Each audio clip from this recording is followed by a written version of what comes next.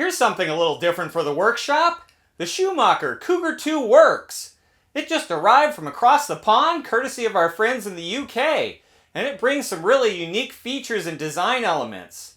So if you want to see what makes this race buggy tick, stick around!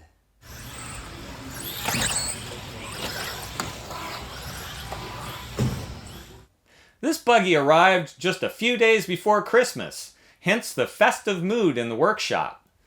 But it really does have some interesting components on it, including the belt drive transmission, the tubular roller drive shafts, those aero wheels, and a really stunning, as they say, violet chassis, which kind of gets your attention. So I'm thinking this car is going to be a really interesting comparison to the team car. We're building that right now. We unboxed it a week ago, and these are contemporaries to each other. The performance on these cars should be comparable, but which is going to come out on top? I'd like to build these up with the same spec, same tires, same electronics, motor, take them to the track, run them back to back, and see what we get. But before we do that, we got to unbox it. This Schumacher Cougar Works definitely has a personality, starting off with that in-your-face violet paint scheme. You could change that, but the chassis is good and stuck on with that violet anodize. So either love it or hate it, but I think it's pretty cool. And it's got a long list of really interesting design features called out on the front. But it also has some nice graphics on the sides and the ends of the box, and then quite a bit on the bottom as well.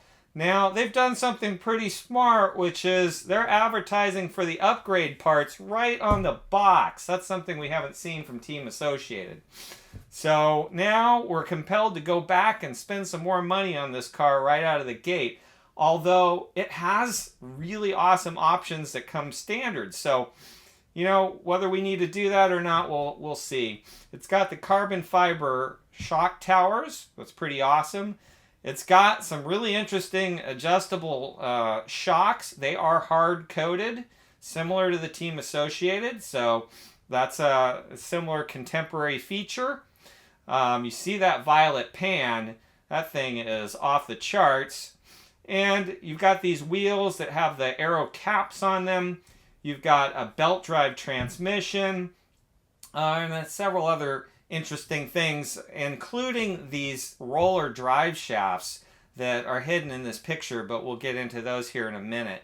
So pretty interesting, and I think really good juxtaposition to what we're looking at with the team car right now.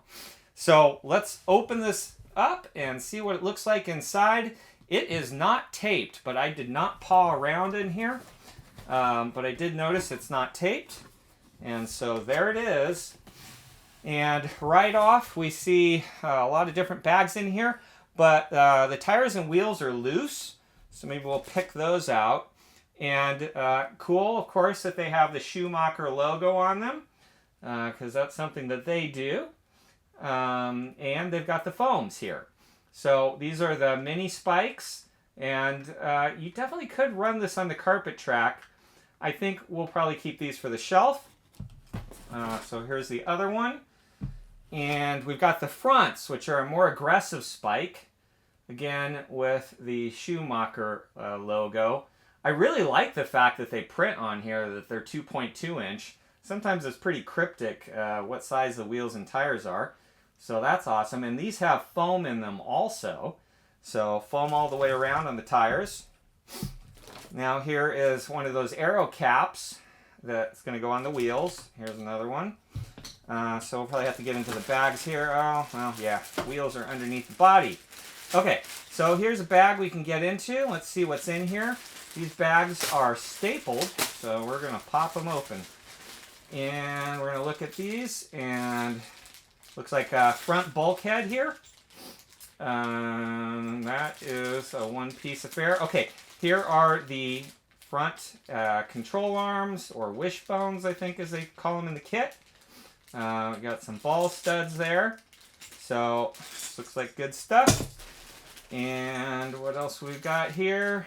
All right, another chassis component here, some hardware.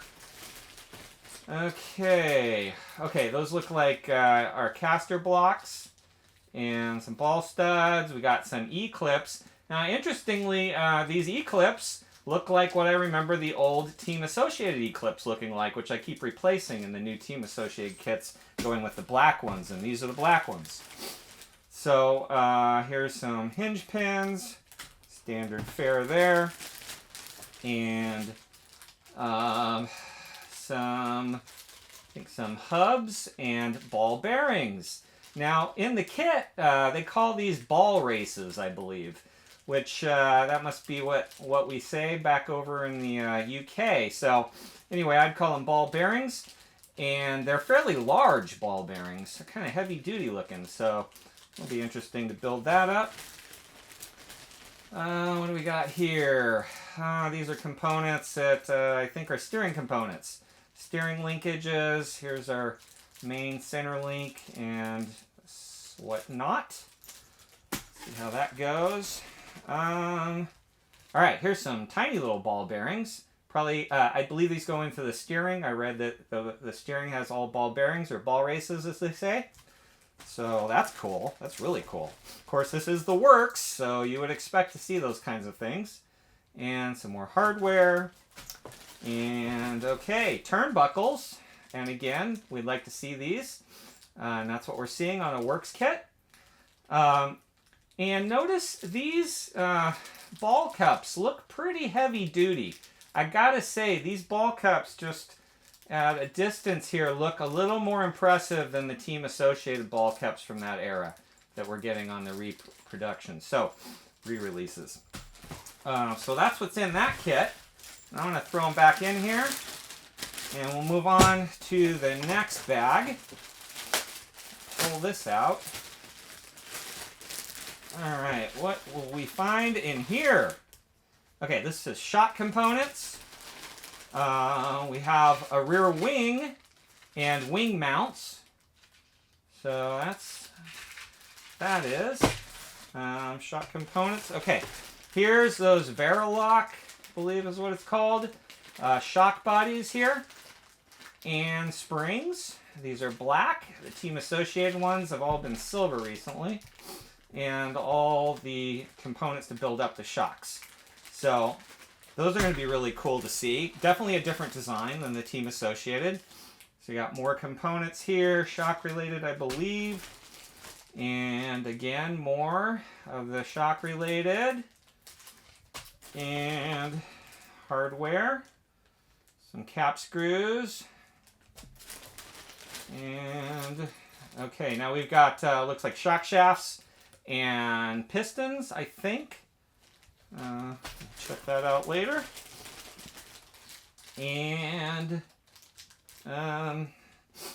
I don't know right off what these components are, so we'll have to build it up and find out. I'm sure it's obvious to many of you, but I do not know. All right, we'll throw these back in here. And let's go on to the next bag. All right, so these were loose. Some more shock components, I believe. Okay, still on the tree there. And what do we got in this bag? Let's open her up. Okay. All right, these look like diff components. And rear end parts. Okay. These are the pretty cool rear arms, the works arms, and you can see how skeletonized they are. So that's awesome. I really like to see what looks like a aftermarket upgrade part, but this is the works kit, so there it is. All right, and gears, gearbox components. And some turnbuckles, maybe rear camber links, not sure. Just the miscellaneous hardware here. And some more turnbuckle there. Okay, here's a rear bulkhead. And all the adjustments for the camber links there. Okay.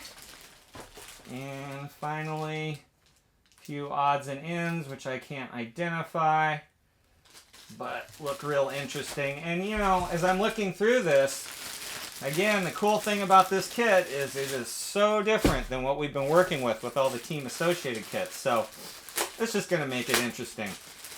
And a little bit of a learning experience for me. Okay.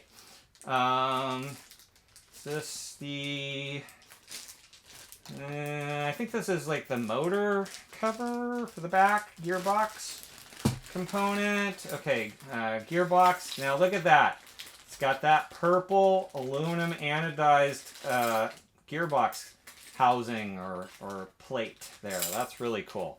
And it's got a nice big bearing in the back. Okay, here are the roller shafts. At least that's what I'm calling them. I don't know how these go together yet, but this looks pretty cool. And honestly, I think it's going to be a nice upgrade from the team associated dog bones or even the U-joints that we've been working with. So we'll check it out. Maybe not, but looks promising. All right, more violet anodized. Here's the belt for the transmission. More bearings. Yeah. I mean, this definitely has a substantial feel to it, this kit. This is not just a, you know, entry-level beginner kit. This is pretty serious. So here are the joints for the rear drive shafts. Those are pretty substantial looking. And some more shaft here and belts. These are the timing belt pulleys, I should say. Okay. Some more shaft components. Okay, here are the crosses with the spiders for those drive shaft components. And then this looks like the slipper clutch. Okay, so definitely a different design than Team Associated, but you know, you can definitely recognize it. Similar style. And here's the rear hub carriers. And these are nice, beefy hub carriers. I like this. And the bearings here, again, nice, substantial sized bearings. All right, so let's throw all this back in here. I'm getting really excited about building this. And I've been building the team car, which I'm really enjoying, but this is going to be interesting. All right, so here's some covers, gear covers there. And here's all our tools and fluids. So we can get into that later. This says it's 35 weight, and this says 45 weight. That's interesting. So I assume that's shock oil, but that's pretty thick actually. All the Team Associated stuff's coming with 30. All right, here's a really pretty, nice shock towers, carbon fiber shock towers. But the battery tray cover is just a fiber, a black fiber material. It is not the carbon fiber. And I know there's a carbon fiber upgrade, but I believe it's 2 pieces instead of the big 1 piece. So probably something most people are going to want to upgrade to because of aesthetics mainly. But that's nice there on the shock towers. Okay, here's some more, looks like shock components that were loose. All right, here's another aero cover. And the body. Now, I've actually worked with this body before, even though I haven't had the car. But I've painted up one of these before. And it's a pretty cool body. It's very sleek. You know, I like these. I'm not a big fan of the cab forward look. Obviously, I'm a vintage guy at heart. Although I definitely appreciate all the modern technology. But, you know, I'd like to see some old school looking bodies on some new cars just for fun. Anyway, this one's going to be super cool. And now we've got the wheels, which we get the caps on them. And these are really deeply dished with the drive on, I believe, this side. So, and then the caps must pop on this side.